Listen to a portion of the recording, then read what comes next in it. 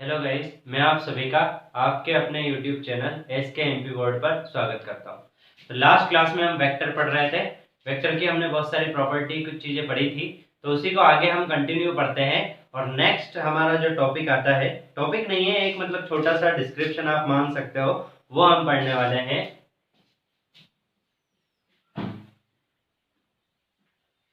If A vector multiply by a scalar quantity,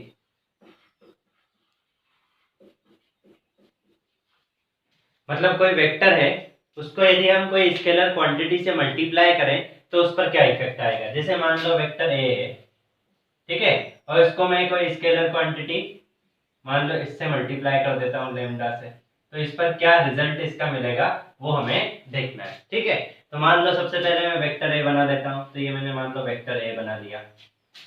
अब मैं अलग अलग तरीके से, देखिए, पहले मैं 1 2 का मल्टीप्लाई करता हूँ, फिर मैं -2 का मल्टीप्लाई करूंगा, -1 का मल्टीप्लाई कर लेंगे, 1/2 का मल्टीप्लाई कर लेंगे। ठीक है, ये क्या हो गए सारे 2 -1 1 1/2, ये क्या है सारे, ये आपके क्या है स्केलर क्वांटिटी है, क्योंकि ये नंबर है, इनका सिर्फ क्या है मैग्नीट्यूड, मतलब इनकी कुछ वैल्यू है लेकिन इनका डायरेक्शन नहीं है। तो यही बोला गया है कि कोई भी स्केलर क्वांटिटी से हम मल्टीप्लाई करते हैं किसी वेक्टर को तो क्या होगा। तो मान लो मैं 2 से मल्टीप्लाई करता तो इसको क्या लिखूंगा, 2a वेक्टर। ठीक है, अब 2 देखिए, पहले क्या था, a वेक्टर था, मतलब यहाँ पर 1 था, a के पहले क्या था 1 था, मतलब पहले मैग्नीट्यूड 1 था, अब मैग्नीट्यूड कितना हो गया 2, मतलब डबल हो गया मैग्नीट्यूड। और डायरेक्शन क्या रहेगा सेम, क्योंकि ये भी पॉजिटिव है और ये भी क्या है पॉजिटिव है, तो मैं ऐसा वेक्टर बना दूंगा, तो ये क्या हो जाएगा 2a वेक्टर। ठीक, क्योंकि डायरेक्शन दोनों का सेम है, ये भी पॉजिटिव है और ये भी क्या है पॉजिटिव, 1 के आगे भी पॉजिटिव, 2 के आगे भी पॉजिटिव। ठीक, ऐसे ही यदि मैं यहाँ पर वेक्टर a का मल्टीप्लाई करूं तो इसको क्या लिखूंगा मैं, -2a वेक्टर। अब क्या हुआ कि ये जो है इसका तो डबल हो गया, a का क्या हो गया डबल, लेकिन ये पॉजिटिव है और ये क्या है नेगेटिव, मतलब डायरेक्शन क्या हो जाएगा उल्टा हो जाएगा, अपोजिट हो जाएगा, तो मतलब मैग्नीट्यूड हो जाएगा डबल और डायरेक्शन क्या हो जाएगा अपोजिट, तो इसको लिख दूंगा -2a वेक्टर। ठीक, आगे बढ़ते हैं सेम, मान लो मैं -1 का मल्टीप्लाई करूं तो इसको लिख लूंगा -1a वेक्टर। तो यहाँ पर और यहाँ पर आप देखोगे तो इन दोनों में क्या डिफरेंस है, सिर्फ मैग्नीट्यूड तो दोनों का सेम है, इसका भी 1 है इसका भी 1 है, लेकिन डायरेक्शन क्या है अपोजिट है, इसका पॉजिटिव है इसका क्या है नेगेटिव। तो मैं यहाँ पर लिख सकता हूँ इस टाइप से, ऐसे बना लूंगा और लिख दूंगा -a वेक्टर। ठीक, ऐसे ही मान लो मैं यहाँ पर एक वेक्टर a का मल्टीप्लाई करूं तो अब क्या हो जाएगा, अब देखिए ये भी वेक्टर a है, ये भी वेक्टर a है, ये भी पॉजिटिव है, ये भी पॉजिटिव है, मतलब दोनों का डायरेक्शन तो सेम है, लेकिन इसका मैग्नीट्यूड 1 है और इसका मैग्नीट्यूड क्या है हाफ, मतलब वेक्टर क्या हो जाएगा हाफ हो जाएगा, लेकिन डायरेक्शन क्या रहेगा सेम, क्योंकि ये भी पॉजिटिव है और ये भी क्या है पॉजिटिव। तो मैं इस टाइप से बना दूंगा, ये हो जाएगा 1/2 वेक्टर। ठीक, मतलब सिंपल सी बात है, यदि हम किसी भी वेक्टर को स्केलर से मल्टीप्लाई करते हैं, कोई स्केलर क्वांटिटी से हम मल्टीप्लाई करते हैं, तो एक पहली चीज तो ये है कि उसका मैग्नीट्यूड चेंज होगा। ठीक है, जैसे हमने 2 से मल्टीप्लाई किया -2 से, फिर यहाँ पर 1/2 से, ठीक है, तो मैग्नीट्यूड क्या हो गया चेंज। और दूसरा ऐसा है कि उसका डायरेक्शन चेंज हो सकता है और नहीं भी हो सकता है, यदि यहाँ पर कोई भी वैल्यू, जैसे ये माइनस में रहता तो हम प्लस वाला लेते तो डायरेक्शन चेंज हो जाता, मान लो मैं ऐसा ले लेता -3a या फिर 3b वेक्टर ले लेते हैं, -3b वेक्टर। ठीक है, अब मान लो 3b वेक्टर में कैसे, अब यहाँ पर देखिए डायरेक्शन का मतलब ये नहीं है कि ये नीचे आ जाएगा, यहाँ पर नेगेटिव का मतलब कुछ नहीं होता है, पहले वेक्टर पॉजिटिव रहता है, ये चीज समझनी पड़ेगी आपको। कि मान लो मैंने कैसा भी वेक्टर बनाया, कैसा भी बना लूं मैं, उससे कोई इफेक्ट नहीं पड़ता, मान लो मैं ऐसे बना लूं ऐसे बना लूं, ठीक है, लेकिन मान लो इसको मैंने 3b वेक्टर माना और इसको मान लिया मैंने 3a वेक्टर। ठीक है, अब यदि मैं इसका डायरेक्शन रिवर्स करता हूं, क्या करता हूं मैं डायरेक्शन रिवर्स, मान लो इसका डायरेक्शन ये है और इसका डायरेक्शन रिवर्स करूं मैं, ऐसे कर दूं इसका डायरेक्शन, तो ये हो जाएगा -3b वेक्टर। ठीक है, पहले वेक्टर पॉजिटिव रहता है, उसका कोई सा भी डायरेक्शन हो वो कोई मैटर नहीं करता, लेकिन यदि उसका डायरेक्शन हम चेंज कर दें तो उसका जो मैग्नीट्यूड है वो क्या हो जाएगा चेंज। जैसे वेक्टर ए ऐसा था, -3a वेक्टर ऐसा है, लेकिन यदि हम इसका डायरेक्शन ऐसा कर दें इस टाइप से, तो ये हो जाएगा -3a वेक्टर। ठीक, तो सिंपल सी बात है कि यदि हम कोई भी वेक्टर को स्केलर क्वांटिटी से मल्टीप्लाई करते हैं तो दो चीजों की पॉसिबिलिटी है, पहला उसका मैग्नीट्यूड चेंज हो सकता है, दूसरा उसका डायरेक्शन चेंज हो सकता है, और दोनों भी चेंज हो सकते हैं। जैसे यहाँ पर आप देखो तो यहाँ पर आपका मैग्नीट्यूड भी चेंज है और क्या है, डायरेक्शन भी चेंज है। ठीक है, लेकिन यहाँ पर हम देखेंगे तो यहाँ पर क्या चेंज है, मैग्नीट्यूड चेंज है। ठीक है, तो ऐसा कुछ भी हो सकता है, सिंपल हमें स्केलर क्वांटिटी से मल्टीप्लाई किया। तो अब हम पढ़ेंगे सबसे इंपॉर्टेंट टॉपिक जो हमें आगे पढ़ना है, कंपोनेंट ऑफ वेक्टर। मतलब जो वेक्टर है उसके कंपोनेंट क्या क्या होते हैं, वेक्टर को ऐड कैसे करते हैं। ठीक है, अभी हमने सिर्फ एडिशन कैसे देखा था, ट्रायंगुलर लॉ देखा था, पैरेललोग्राम लॉ देखा था, लेकिन अब एक्चुअल में हम सीखेंगे कि वेक्टर कैसे बनाया जाता है। मान लो मैंने वेक्टर ए लिखा, तो मैं इस वेक्टर ए को बनाऊंगा कैसे, वो हम सीखने वाले हैं। और यदि वेक्टर ए दिया है और वेक्टर बी दिया है तो इन दोनों को मैं बिना डायग्राम के, जैसे अभी तो हमने क्या सीखा, डायग्राम से सीखा था कि मान लो ये वेक्टर ए है, ये वेक्टर बी है, तो हम ऐड कर लेते हैं तो ये हो जाएगा vector A plus vector B. ये हमने किससे सीखा था, डायग्राम से सीखा था। लेकिन अब एक्चुअल में हम सीखेंगे कि विदाउट डायग्राम हम इसको कैसे ऐड कर सकते हैं। ठीक है, तो मैं इसको रफ कर देता हूं, फिर हम आगे कंटिन्यू करेंगे।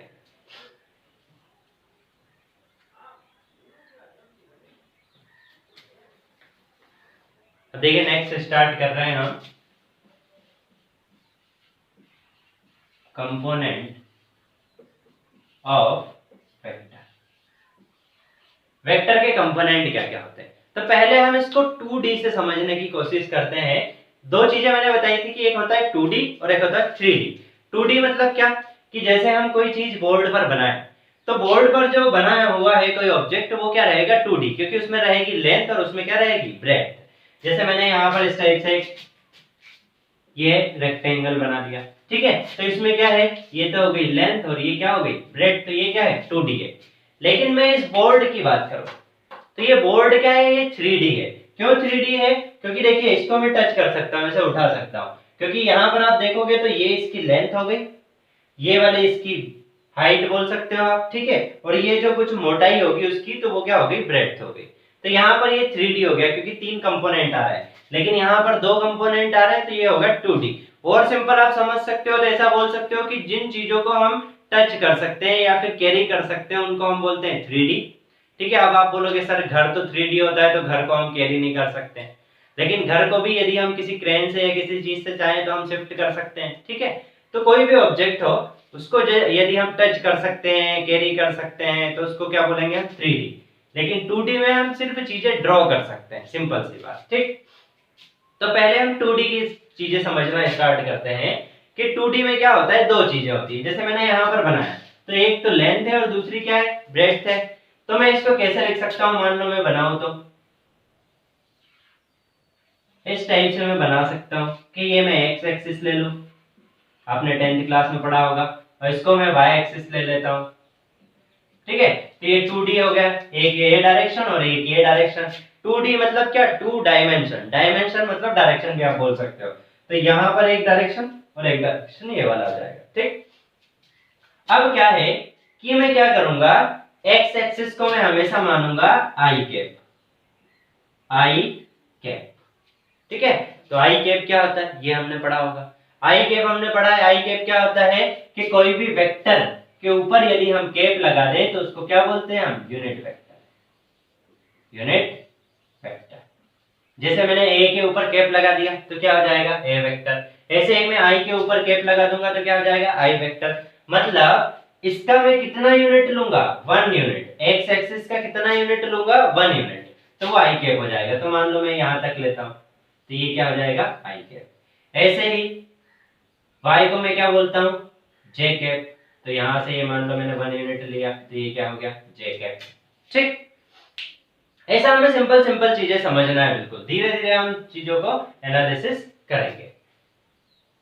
तो यहाँ पर ये 2D हो गई, I और J कैप। अब देखिए इसका मीनिंग मैं I कैप यहाँ पर लिख लेता हूँ नीचे, इसको मैंने लिख लिया I कैप। इसका मीनिंग क्या है, तो आगे से यदि आपको मिला ऐसा लिखा हुआ 3I कैप, या फिर आपको लिखा 5J कैप, तो इसका मतलब आप समझ जाना कि 3 जो है ये मैग्नीट्यूड है किसका, एक्स एक्सिस का, आई कैप मतलब क्या, एक्स एक्सिस, और 5 जो मैग्नीट्यूड है वो किसका है, जे कैप मतलब वाई एक्सिस का। मतलब एक्स वाई अब नहीं पढ़ेंगे हम, अब हम क्या पढ़ेंगे, I cap, J cap, K cap, ठीक है। 3 एक्सिस होते हैं हमारे, जैसे X axis, Y axis, Z axis. तो एक्स एक्सिस मतलब I cap, J Z, Y axis मतलब जे कैप, और जेड एक्सिस मतलब के कैप, ठीक है। तो वो अभी हम पढ़ेंगे। तो मान लो मैं यहाँ पर स्पेस में कोई पॉइंट लेता हूँ P, और इसकी वैल्यू है x, y, ठीक है। तो अब मैं कैसे इस टाइप से इसको अरेंज कर सकता हूँ, ऐसे, ठीक है।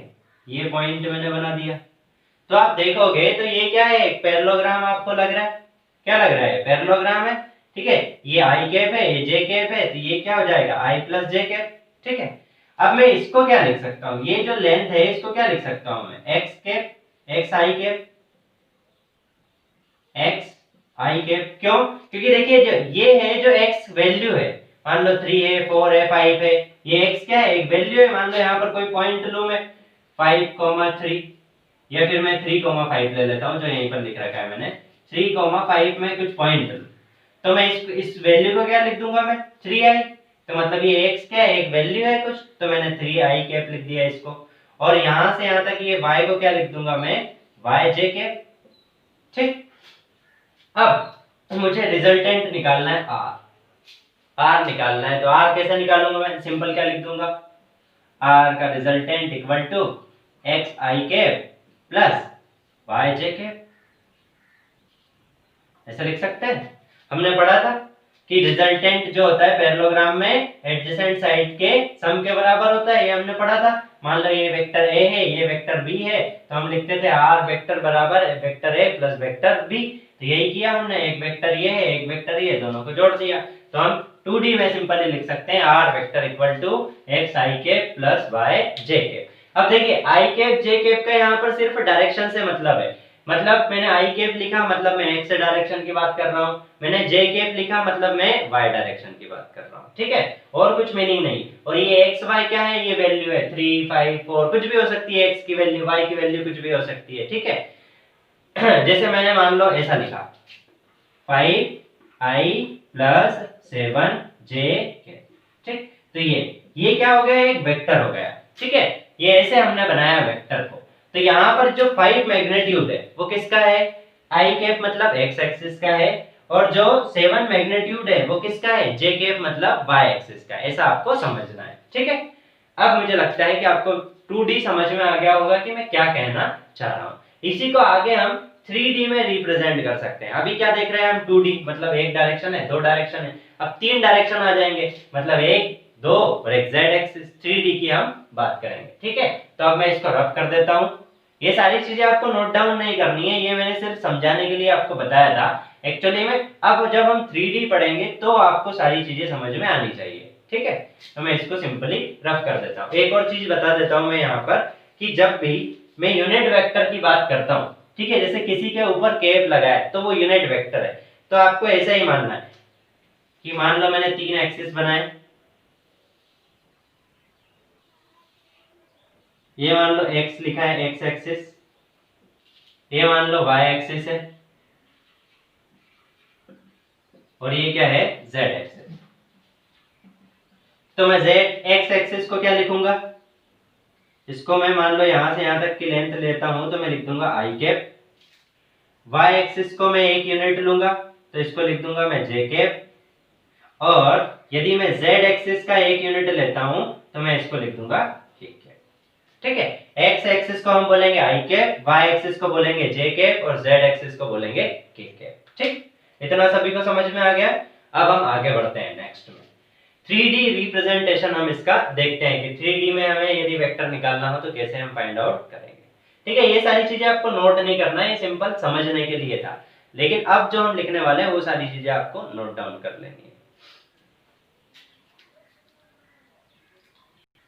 अब देखिए 3D रिप्रेजेंटेशन हम देखते हैं वेक्टर का।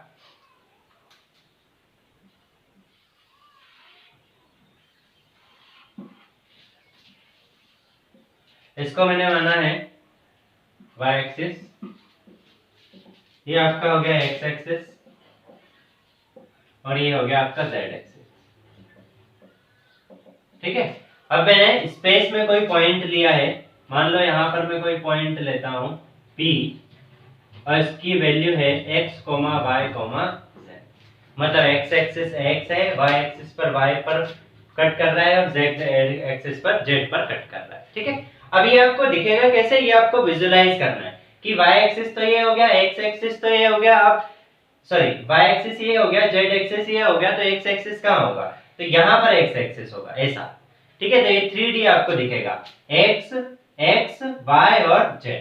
ठीक, अब यदि मैं इस P पॉइंट की बात करूं तो ये P पॉइंट कहाँ पर है, यहाँ पर कहीं स्पेस में ऐसे। ठीक है, 3D में यहाँ पर स्पेस में, तो यदि मैं इसको ओरिजिन को इससे मिला दूं ऐसे, तो ये मुझे क्या देगा, r वेक्टर देगा। क्या देगा ये, r वेक्टर। तो यहाँ पर इस टाइप से आपका टोटल यदि आप देखोगे तो इस टाइप से दिखाई देगा ऐसे, ऐसा है ये। ठीक, अब यदि मैं ये x एक्सिस को मैं क्या मानता हूँ, इसको मैं मानता हूँ i कैप, y एक्सिस को क्या मानता हूँ j कैप, और z एक्सिस को क्या मानता हूँ मैं k कैप। ठीक, वेक्टर में। अब यहाँ पर मान लो हम कोई डायग्राम बनाएं, इसको मैं ऊपर लिख लेता हूँ k कैप। तो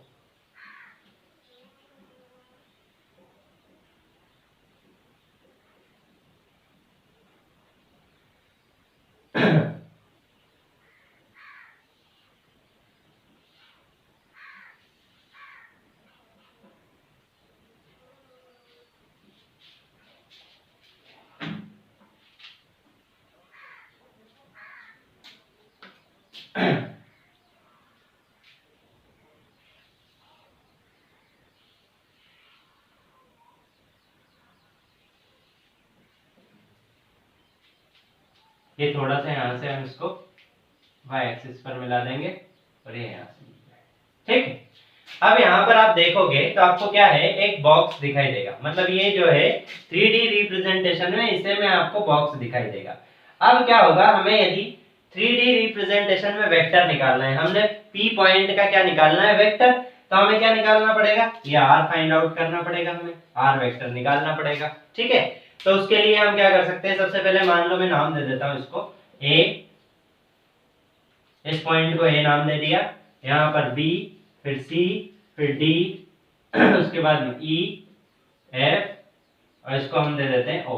ओरिजिन क्या हो जाएगा, o हो जाएगा। ठीक, इस टाइप से। अब यदि हम इसको ध्यान से देखें तो देखिए, पहले हम क्या करते हैं, ये जो लेंथ है यहां से यहां तक की, ये जो दिख रही है आपको ये वाली लेंथ OC, ठीक है, OC बराबर ये क्या हो जाएगी, y j कैप। क्योंकि देखिए ये क्या है, y एक्सिस है और y एक्सिस का मैग्नीट्यूड क्या है, y है, तो यहां से यहां तक की जो लेंथ है वो क्या हो जाएगी, y, और ये y एक्सिस पे, इसलिए इसको क्या लिख देंगे, y j कैप। ऐसे ही मुझे लिखना है तो मैं OA इक्वल टू, देखिए OA और क्या लिख सकता हूं मैं, BC, ये भी बराबर है, BC बराबर में क्या लिख सकता हूं, x i कैप। ये वाली लेंथ और ये वाली लेंथ क्या है, बराबर है, ये और ये भी बराबर है। ठीक है, तो इस टाइप से मैं एक और इसमें भी ऐड कर सकता हूं, OC, एक तो OC और दूसरा क्या, AB, इन दोनों को क्या लिख सकता हूं मैं, y j कैप। ऐसे ही मुझे z के बारे में लिखना है तो z को क्या लिख सकता हूं, ये देखिए यहां से यहां तक की O और E। ठीक है, या फिर मैं लिख सकता हूं B और P बराबर में क्या लिख सकता हूं, Z K के। ठीक, मतलब क्या है, सिर्फ ये कोऑर्डिनेट है, x y कोऑर्डिनेट क्या है, y है, x का कोऑर्डिनेट क्या है, x, और z का कोऑर्डिनेट क्या है, z। जैसे मैंने अभी यहाँ पर 2D में बताया था वैसे ही 3D में समझना है। ये जो है ये y है, ये जो पूरा है ये क्या है, z है, और ये पूरा क्या है, x है। ठीक, तीन चीजें यहाँ पर हैं। अब क्या है कि मुझे यदि पहले मैं ट्रायंगल, कौन से ट्रायंगल को देखता हूं, देखिए यहां पर मैं एक लाइन ड्रॉ कर देता हूं, एक यहां से यहां तक। तो यदि मैं ट्रायंगल ए बी ओ की बात करूं, किसकी बात करूं, ए बी ओ की बात करूं, ये वाला ट्रायंगल देखिए ए बी और ओ, इसकी बात करूं मैं, तो ये तो क्या हो जाएगा, एक्स आई कैप, और ये ए बी क्या है, ये है मेरा वाई जे के, ये है यहां से यहां तक, ये इस टाइप से हो जाएगा, ठीक है। ये वेक्टर यहां पर है और ये वेक्टर यहां पर है, तो ये हो जाएगा एक्स कैप, ये हो जाएगा वाई जे कैप। तो ये मुझे निकालना है आर रिजल्टेंट, ये वाला। तो मैं निकाल सकता हूं, कैसे निकाल सकता हूं ओबी को, ओबी बराबर मैं लिख सकता हूं X I cap plus Y J cap, लिख सकता हूं, क्योंकि देखिए इस टाइप से दिख रहा है आपको। एक्चुअली क्या है कि यहाँ पर ये 90 डिग्री का रहेगा, ऐसा है ये। मान लो ये लाइन जा रही है, तो ये हो गया आपका O, यहाँ पर है B, ठीक है, और इस टाइप से ये ऐसा है, तो ये हो जाएगा आपका AB। इस टाइप से आपको दिख रहा होगा। मतलब आप एक्चुअल में देखोगे तो क्या होगा कि ये तो होगा आपका क्या, ये होगा आपका OC OA, ये आपका हो जाएगा OA, और ये क्या हो जाएगा आपका ऐसे, ऐसे आपको दिखेगा ये क्या OB, OB यहाँ पर ऐसे है, तो मतलब एक्चुअल में वो ऐसा इस टाइप से आपको दिखेगा, ठीक है। तो ये ट्रायंगल बन रहा है आपका, एक साइड ये हो गई, एक साइड रेड पेन, एक ब्लू, और एक यहाँ पर ऐसे आ जाएगा, तो ये आपका क्या बन जाएगा, ट्रायंगल बन जाएगा। तो ट्रायंगल लॉ से हम लिख सकते हैं एक्स आई के प्लस वाई जे के, तो बराबर किसके हो जाएगा, OB के बराबर हो जाएगा, ठीक है। अब यदि मैं दूसरा ट्रायंगल लूं, बड़ा वाला triangle O B P, O B P को देखिए, ट्रायंगल ओ बी पी, इसको देखिए ओ बी पी, इस वाले ट्रायंगल की मैं बात करूं तो मैं क्या लिख सकता हूं, मैं लिख सकता हूं ओ पी वेक्टर बराबर क्या लिख सकता हूं मैं, O B vector plus B P vector, ठीक। कैसे लिख सकता हूं, अब देखिए यहां पर भी सेम केस हो जाएगा आपका। ये तो क्या है, इस टाइप से है यहां पर, और ये वाली लाइन क्या है, ऐसे है, और ये वाली लाइन कहां है, ऐसे सीधे जा रही है, इस टाइप से आप देखोगे तो एक्चुअली ये क्या है, ऐसे है यहां पर इस टाइप से, और ये लाइन यहां पर ऐसे जा रही है। यदि आप अंदर से देखोगे ज्योमेट्री को, यदि आप इसको 3D तरीके से सोचोगे, दिमाग में आप ऐसा सोचोगे कि एक बॉक्स है, ठीक है, तो बॉक्स के अंदर यहां से यहां पर मैं मिलाऊं एक, मान लो आप एक बॉक्स लो, उसमें एक लकड़ी रख दो, ठीक है, एक यदि आप लकड़ी रख देते हो तो इस कॉर्नर से इस कॉर्नर पर बीच में आएगी वो, तो ये क्या हो जाएगा उसका, ये आर वेक्टर रहेगा, ठीक है, लकड़ी। और यदि आप एक साइड पर रखते हो सिंपल, ये क्या है नीचे वाला पार्ट, ये ऐसा पार्ट है इस टाइप से, ठीक है, तो ओ बी क्या रहेगा, ओ बी देखिए ये जो ओ बी है ये क्या रहेगा, यहां से यहां तक की लेंथ जो है ये ओ बी हो जाएगी, क्योंकि आप देखोगे तो ये ओ, ये ए, ये बी और ये सी, इस टाइप से पॉइंट आपके रहेंगे ओ ए बी सी, तो ओ बी बोला तो ये क्या हो गया ओ बी। अब आपसे बोला पी बी, तो पी यहाँ बी यहाँ पर है और पी ऊपर, ऐसे इस टाइप से आपको दिखाई देगा, तो ये हो जाएगा, ठीक है। आप 3D में देखोगे तो ये यहाँ पर इस टाइप से होगा, और एक और आर वेक्टर जो रहेगा वो कैसा हो जाएगा, यहाँ से रिजल्टेंट इस टाइप से होगा, ठीक। तो यदि आप ऐसे समझोगे तो आपको बिल्कुल डेफिनेटली समझ में आ जाएगा। तो यदि मैं ट्रायंगल OPV की बात करूं, OPV, अब आपको समझ में आ गया होगा कि आपको विजुअलाइज कैसे करना है। तो OPV को एक बात करूं तो मैं लिख सकता हूं OP बराबर OB प्लस PV वेक्टर, ठीक है। अब यदि हम देखें तो हमने OB को क्या लिख रखा है, OB तो हमने फाइंड आउट किया है, OB को क्या लिख रखा है हमने, तो R वेक्टर बराबर OB क्या है, R वेक्टर माना है हमने, तो इसको R लिख लिया, बराबर OB वेक्टर, तो OB हमने क्या निकाला है एक्स आई के प्लस वाई जे के, तो मैं यहां लिख देता हूं एक्स आई के प्लस वाई जे के प्लस BP वेक्टर। अब देखिए BP वेक्टर यहां पर हमने निकाला है, ये देखिए BP वेक्टर क्या हो जाएगा, ठीक है, वेक्टर बनाना ना, वेक्टर बनाना भूल गया था। तो यहाँ पर PV है वो क्या है, Z कैप है, Z के कैप, तो यहाँ पर मैं लिख दूंगा Z के कैप। तो टोटल में लिख सकता हूं, तो R वेक्टर को मैंने क्या लिखा, x I cap plus Y J cap plus Z के कैप, ठीक, सिंपल। तो यहाँ पर हमारा R वेक्टर जो आ गया किसी भी पॉइंट का, उसको हम ऐसे ड्रॉप कर सकते हैं, कैसे लिख सकते हैं एक्स आई के प्लस वाई जे के प्लस जेड के। मान लो अब यहाँ पर इसका मीनिंग क्या है वो समझा देता हूं मैं आपको।